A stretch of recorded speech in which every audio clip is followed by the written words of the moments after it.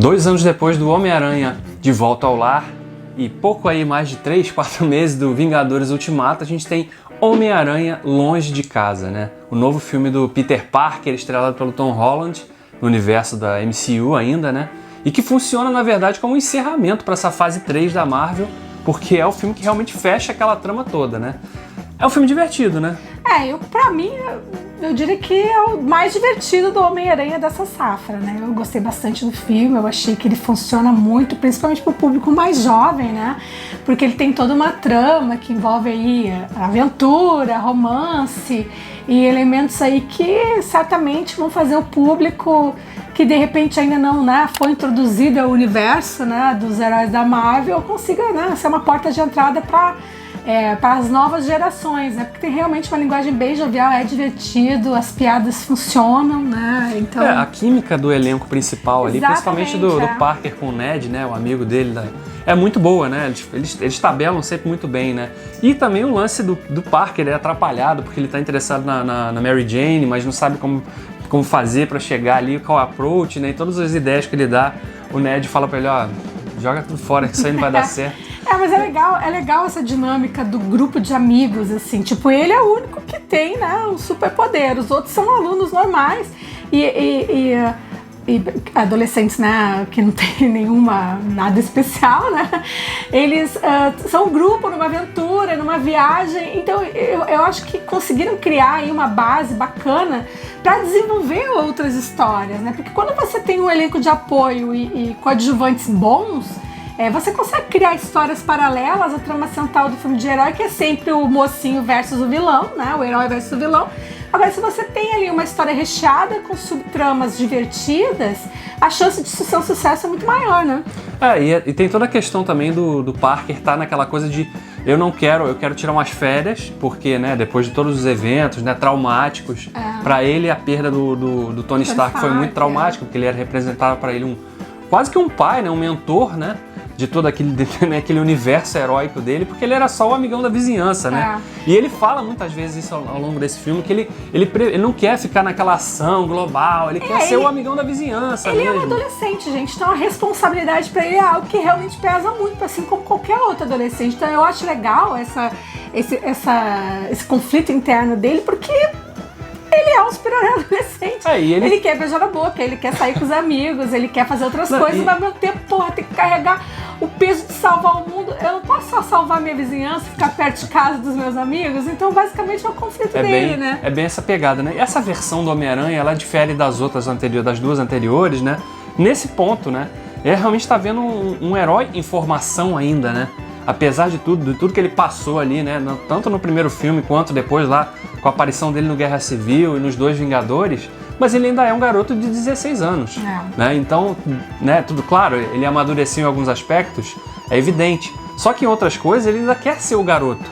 Né? Ele ainda quer ser aquele cara que tá ali com os amigos, curtindo as coisas dessa fase da vida, né? Não quer ser o cara que vai salvar o mundo de ameaças globais ainda. Embora, e seja uma piada recorrente no filme, o Nick Fury tá o tempo todo ali cutucando ele. Não, a gente precisa de você, né? Não sei o quê. E muda, inclusive, né? E o engraçado é que ele tem também essa ingenuidade com relação à própria maldade dos vilões, né? Então ele não é assim... ele ainda tem aquela ingenuidade com relação a realmente... acreditar nas pessoas, acreditar nas pessoas e tal. Se deixar levar pela primeira impressão, talvez, né? E também querer se livrar das responsabilidades o mais rápido possível, como, né? Mas a gente falou de aspectos gerais do filme, assim, né? Mas a partir de agora a gente vai falar de alguns spoilers, tá? Então, se você ainda não viu o filme, esteja avisado, eu vou colocar aqui na descrição a partir de qual minuto que a gente passa a falar de spoilers, então dá uma segurada se você não viu o filme ainda, ou se você não tem problema com spoiler, continue vendo esse vídeo aqui até o final. Falando dos aspectos realmente que, né, envolvem a trama mais e entregando alguns pontos, né? O personagem do Jake Gyllenhaal, eu achei que ele aparece de uma forma muito interessante, porque ele faz a menção de que ele vem de um outro universo. Eu falei assim, caramba, então é o primeiro passo do MCU aí dentro do multiverso, né? Eles dão ali uma falsa pista, né, pra gente, falsa ideia de que vamos trabalhar os multi-universos, né? E é uma pena que foi só uma jogada ensaiada. Uma jogada ensaiada, uma referência para fazer a gente, né, lembrar Pode ser que eles eventualmente façam realmente, mas não vai ser agora, nesse momento ali, pelo menos nesse que vai pular da animação filmes, né? pros filmes. Exatamente, action, né? exatamente, porque a gente tinha visto isso na animação do Homem-Aranha, né? Que é excepcional, a gente tem vídeo aqui no canal também. Mas eu falando do vilão dele, né? É um personagem. O Gyllenhaal tá ótimo, ele é muito carismático, né? Ele tá à vontade no papel, você percebe que ele tá ali realmente se divertindo fazendo esse personagem que surge como um herói. Ele vem ali, né, para salvar, ele é um mistério, né, para salvar, porque aparecem os Elementals, né, são monstros ali com base na terra, ar, fogo e água, né, ao longo do planeta. Ele diz que no universo dele esses seres destruíram o planeta, então com coisa do estalo, abriu-se portas lá no multiverso e ele conseguiu vir para nossa Terra, né? Isso é o que ele diz, né, pro Nick Fury, pro Peter Parker também. E ele tá ali combatendo, ajudando a combater esses seres aí grandiosos ao longo dessa jornada, durante o momento que o grupo do Parker tá lá pela Europa viajando. E o Parker não quer ser o Homem-Aranha, mas ele é obrigado a ir pra ação em vários momentos ali. O que não funciona é que rapidamente você percebe que ele é o vilão da história, né? Então, assim, não... Porque se já tá na metade do filme, você o vilão apareceu aí, então o vilão só pode ser ele, né? Então, assim... E o vilão dele lembra muito também a questão do... Quem viu Batman Eternamente lá, do Schumacher, lá atrás, quando era o George Clooney, o Batman. Você lembra do Edward Nygma, né, do Charada, feito pelo Jim Carrey? Ele era o quê? Um ex-funcionário do Wayne, né? Que tinha lá uma invenção que o Wayne não gostou e achou que o cara era maluco, então ele realmente envereda para aquele lado. Eles meio que repetem essa fórmula aqui, porque o Beck, né, o personagem do Gyllenhaal, ele é um ex-funcionário da indústria Stark, que tinha ali, ele tinha um desenvolvimento de um projeto com hologramas, e é justamente isso que ele faz ali. Depois ele acaba sendo despedido, junto com uma outra parte da equipe também, que trabalhava lá para a indústria Stark. Ele desenvolve esse sistema de hologramas, então ele fabrica essa ameaça dos monstros para ele surgir como um herói, né? A intenção dele era essa, assumir um ponto de herói. Ele cria a ameaça e ele mesmo combate essa ameaça. Em paralelo, o Stark deixa pro Homem-Aranha o controle da Edith. É aquele óculos que o Stark sempre usava, né? Então, um dos objetivos do vilão nessa história é botar as mãos na Edith, claro, ter o controle sobre o maior, né, arsenal e é daí que a Ju falou. Guerra.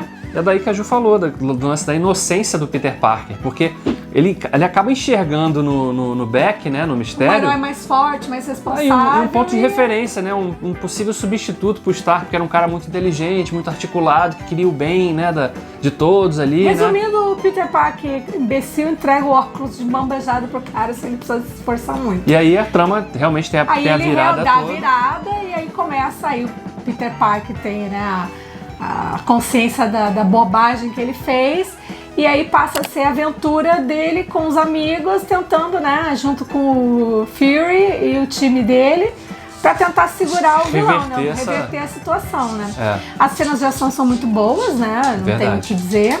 As cenas de ação são muito boas, como a Ju falou, porque ela foge um pouco daquela coisa. Claro que tem cenas escuras, tem também nesse filme, mas tem muita cena que é clara, então você vê o que está acontecendo de fato, né? Isso faz uma diferença absurda nesse tipo de filme, né? Que tem sequências ali quando o Parker está no mundo holográfico ali, que ela era pelo Beck.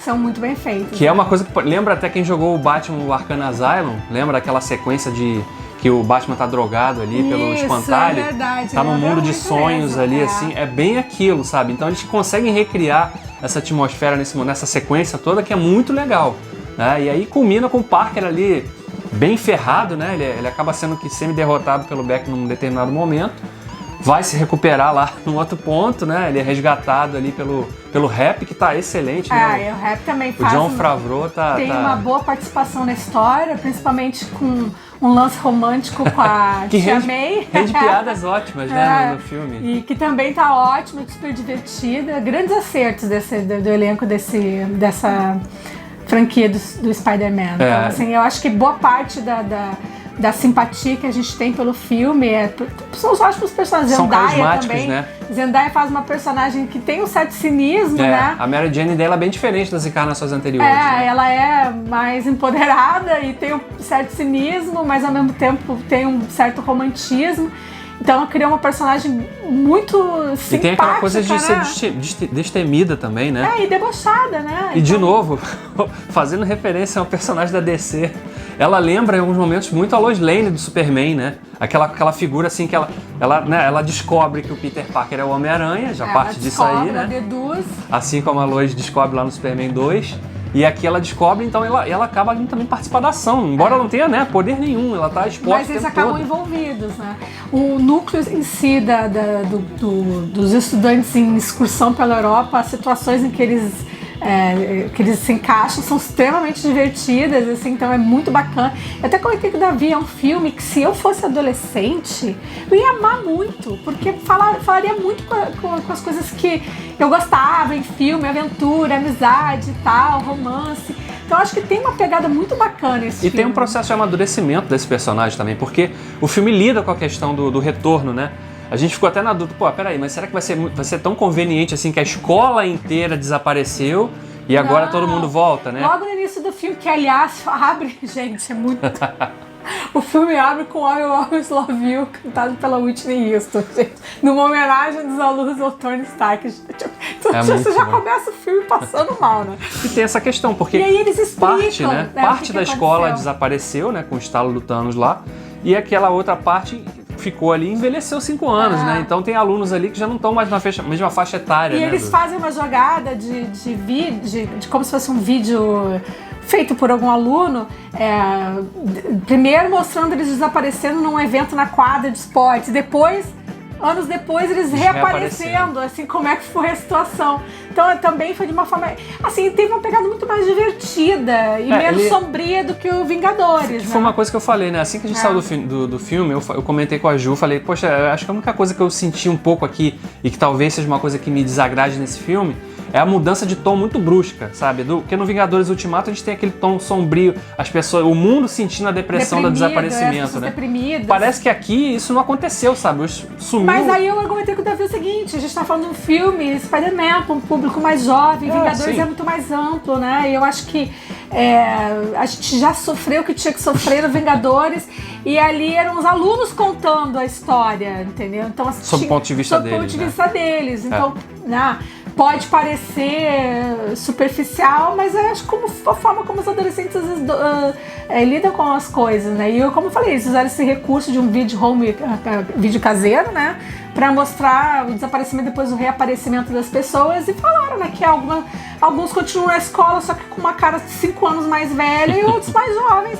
E todo mundo teve que repetir o ano e todo mundo odiou, entendeu? Então, assim, basicamente foi isso. Uma forma simples. Foi uma forma bem tranquila, né? Bem conveniente. Mas aí a gente segue a história lá, Spider-Man, né, derrota o vilão, só que a gente tem, na primeira cena extra, a grande virada. Na verdade, a grande virada da história acontece na primeira cena extra, né? Que é outra questão também, né? Você deixa esse negócio pra cena extra, né? Não é uma coisa que é trabalhada no filme.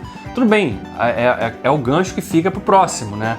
Porque o que acontece é que, e aqui de novo digo, spoiler, pra quem não viu o filme ainda, eles estão voltando, estão de volta a Nova York, né? Então o Homem-Aranha tá ali com a Mary Jane voando pela cidade, né? Recriando aquelas cenas de quadrinho dos outros filmes clássicos, de novo uma cena de filme da DC, o Superman voando pela Lois Lane. Mas o Homem-Aranha também passeia com ela pelo... sempre passeou. Mas é porque aqui tá sob um ponto de vista mais, né? A gente coloca o espectador no ombro do Homem-Aranha. Mas o Homem-Aranha sempre levou as suas namoradas, porque eu esqueci o nome da outra, do outro filme. É Gwen Stacy. Sempre levou ela pra passear, entendeu? De teia, entendeu? Só que dessa vez ela não curtiu muito, né? E aí o que acontece? Quando eles chegam depois daquele passeio, eles estão ali, caem ali, tá rolando lá na Times Square um noticiário, né? Notícias exclusivas aqui dos eventos em Londres, né? Que foi onde o filme, a sequência de ação do embate acontece. E aí tá lá o Beck, ele falsificou um vídeo colocando que o Homem-Aranha teria provocado todos aqueles ataques, né? E matado ele. E revela no final a identidade. O Homem-Aranha é o Peter Parker, bota a cara dele no telão. E aí o filme termina com do mesmo jeito que terminou o primeiro filme com a Tia May, quando ela descobre que o Homem-Aranha é o Peter Parker, ela, what the fuck? Aí corta, aqui é a mesma coisa, o Peter Parker fala, what the fuck? Aí vai e corta o trailer. Só que antes disso também, quem aparece nessa sequência é o Jonah Jameson, né? O editor lá do jornal que odeia o Homem-Aranha. E feito de novo pelo J.K. Simmons, o mesmo ator que participou lá dos filmes da era do Tobey Maguire. Então realmente foi uma outra surpresa bem interessante aí, porque promete um embate, né? Esse personagem que odeia o Homem-Aranha e agora todo mundo sabe que o Homem-Aranha é o Peter Parker. Como é que ele vai sair dessa? Eu tenho até um palpite já, né? Porque com a tecnologia toda que ele tem agora à disposição dele ali, do Stark, ele pode fazer um uniforme do Homem-Aranha, um boneco, assim como o Homem de Ferro tinha os bonecos, né? Aqueles avatares ali. E pode colocar, olha, como que eu sou o Homem-Aranha se ele tá aqui agora, né? É uma forma de resolver o arte no próximo filme, né? Ou então eles vão criar uma coisa totalmente nova no universo aí Porque é uma era que realmente a gente tá vivendo de que todo mundo tem celular, né? Todo mundo, a rede social é constante, todo mundo vê tudo. Então fica realmente difícil de esconder a identidade de todo mundo o tempo todo, né? Pode ser uma virada também que eles vão desenvolver no próximo filme. E a segunda cena... Também tem uma revelação importante com relação à história do filme. Não só da história do filme, e quem viu a Capitã Marvel, né? Porque tinha lá os Krees e os Skrulls, né? Que eram lá as duas raças que estavam em conflito. Os Skrulls, eles conseguem se passar por outras pessoas, né? Eles conseguem mudar a aparência deles. Então, na verdade, ao longo do filme todo, o Nick Fury e a Maria Hill que a gente estava vendo, não eram a Maria Hill e o Nick Fury. Eram os Skrulls, né? Era o Talos lá, que era o personagem do Ben Mendelsohn, que apareceu lá no Capitã Marvel. Era eles passando pelo Nick Fury o tempo todo. E o Nick Fury estava de férias. Em algum lugar que a gente... Numa nave lá dos Skrulls, provavelmente. Em algum lugar que a gente não sabe que lugar do universo ele tá e fazendo o que lá dentro, só de férias, planejando a reunião dos novos Vingadores. Então fica aí, esses são os ganchos que ficam no ar e realmente o filme é realmente de fato muito divertido. É muito gostoso. Ele faz realmente, ele funciona como uma sequência direto para aquele primeiro filme, mas também aborda os elementos que a gente viu no fechamento pro Vingadores. Essa fase 3 está encerrada definitivamente. E deixa um bom gancho pro futuro. Exatamente. E a gente vai estar aqui, claro, para comentar os próximos passos dessa franquia MCU, 23º filme, né? Então, quantos mais filmes virão pela frente aí agora? Não deixe de se inscrever aqui, compartilhar esse vídeo, tá? E a gente se vê. E dá o like aqui também se você gostou. Exatamente. Tchau. Tchau.